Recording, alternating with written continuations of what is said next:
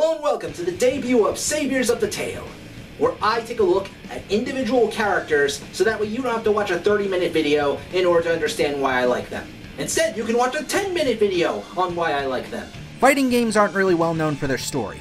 If you ask any fan of the genre, they'll state that fighting is the most important part. I imagine there will be at least one person thinking of typing that right now. However, games like Guilty Gear, BlazBlue, and even the new Mortal Kombat proves that there can be a good story told. You know, aside from outside source material or the plot just being too complicated, but what game would ever do that?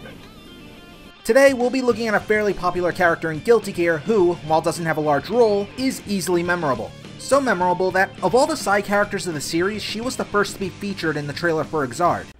Hailing from Russia, or what's left of it given the universe, weighing in at 106 pounds, she is a former Assassin's Guild member and the Lily of Steel, Millia Ray!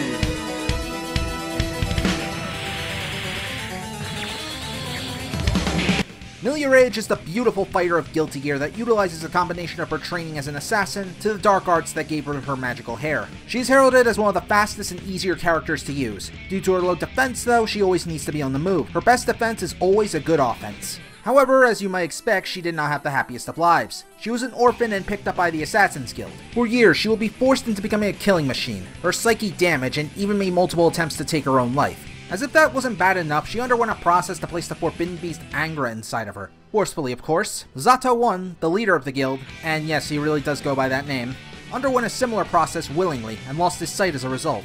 She actually started a rather complex relationship with Zato due to all the stress, and he only wanted her to be the perfect assassin. Yes, because getting a character to like you through such awful methods is the way to go. But it worked, and she became one of the deadliest assassins of the guild, absolutely merciless and even enjoying combat. This could be attributed to her forbidden beast Angra, as slowly trying to conquer her, but the conditions of her psyche also come into play. With all this stuff, she was clearly not the most stable person. While seemingly compliant with Zato in killing and doing hits on others, that all changed when she met the founder of the guild, Slayer.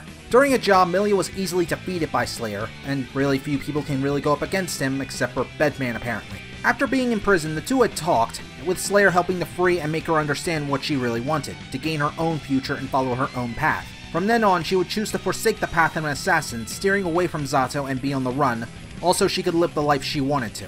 This led to multiple betrayals since Zato is far too forgiving, and an idiot, and Millia teamed up with the police force to capture him just to get the bounty off her head. Zato was eventually in prison, and his time there kinda sorta made him wacko jacko. It wasn't long before he and Eddie, his own forbidden beast, busted out.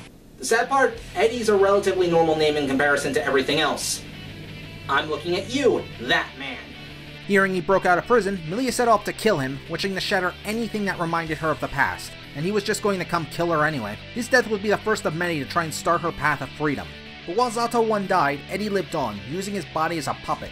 Since Eddie was a part of Zato 1, Millia once again set out for the hunt to destroy him. This time though, the Assassin's Guild would be hunting her more. Slayer at one point even stopped her, warning her that her fate would be the same as Eddie and Zato. Well, remember how I said Angra was a forbidden beast? Well, it kinda has been manipulating Millia Rage. And when you look at the gameplay, it's pretty damn noticeable. While in a fight, she seems more eager to do battle with her stance seemingly luring her opponents towards her, while afterwards she seems happy, smiling, something that she rarely actually does. This was kinda similar to her attitude in the drama CD, being calm with killing and such. Even in Exard, this is reflected with her intro and victory quotes. Meanwhile, outside of combat, she's very cold and distant. Clearly she doesn't want to fall back into old habits of being an assassin, or worse, let Angra take control. There have been times where she went on a date with her and admire her, seemingly wanting affection, but she clearly can't. Hell, in the bad ending of Guilty Gear XX Accent Core Plus... Oh, for the love of frickin' crap. Is it so hard to put a frickin' number next to your frickin' name? You don't have to add in some ridiculous title.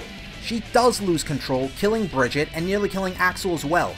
It's a constant battle, for the more she uses Angra, the more risk she has of losing control, and she constantly has to use her abilities because she's always on the run. If it's not the Assassin's Guild after her, it's someone else. Not to mention her experience with Zato and the rest of the guild has tainted her view and trust with men, which is why people like Johnny are gonna get the crap beaten out of them. A lot. Despite the burden she bears, she still tries to help and protect others, from trying to find a family for the child she helped save, to even trying to knock out May, just so she didn't see the murder she would commit on Eddie. She had even trusted the infamous doctor of the game to find a cure for her hair, though she knew there was none and protected him from robots. She's also a bit soft as well, again showing she can distance herself from killing. After defeating Venom, the new head of the Assassin's Guild, she could have just killed him and ended the feud there. But as stated before, she hates killing, even for someone like Venom, who was just devoted to Zato. Towards the ending of her route in Accent Core Plus, she does actually meet Eddie. And before Eddie dies, he makes a request of her to remember him, to which she agrees to.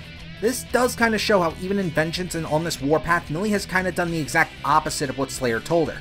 She may have been killing for her future, but her obsession would have been her undoing, and lead to exactly what Eddie and Zato turned out to be. It's at this moment Millia decides to live for others, for all the lives she had taken before, and never to forget them. Not even Zato. In Exard, we even see Millia has a hat with Zato's birthday to forever remind her of what she could have become.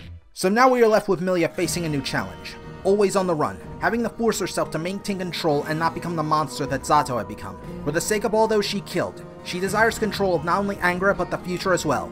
But in the bad ending, she had failed and died. Could the same thing happen again? Could she rise above damn near impossible odds to find her happiness?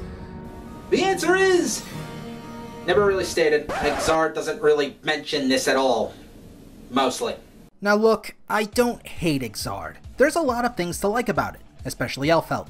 But Millia's story in this one is really damn weak. Whatever interesting drama that was held, yeah, that's tossed aside. Exard takes place roughly around, say, 7 years after the Accent Core Plus game, and that's an awfully long time skip. Only Slayer really ever brings up Angra, who remarks how she maintained control over it after all this time. Well, that's great!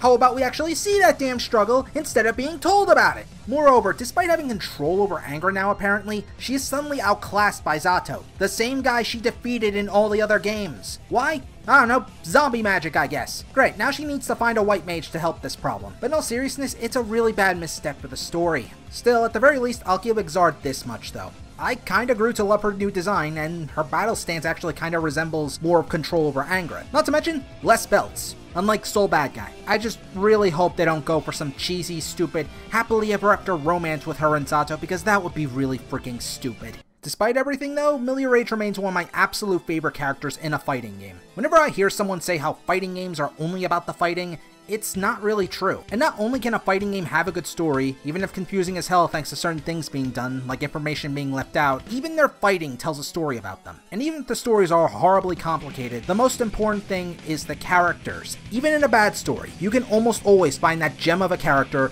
and root for them as they experience trials no normal human can undertake. The emotional struggles she goes through of finding herself and controlling her life are what make her stand out more than most others. It's not just some dime-a-dozen tale of revenge, it's about reclaiming a life once lost. Millia Rage is not just a side character. She may not have gigantic roles in the main story, but her path is compelling. I understand that this challenge was more about fighting games in general, but in these characters' lives, a couple of robots or weird demons are just the beginning of their hard journey.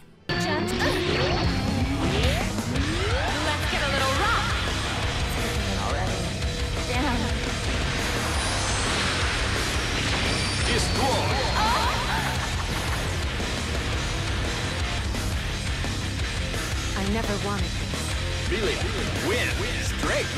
I'm the smartest moron, and I'd like to thank my friend Latroma for actually helping me gather more information on Millia Rage. Do we have like some kind of picture or icons to represent them, or? Yeah, that actually works.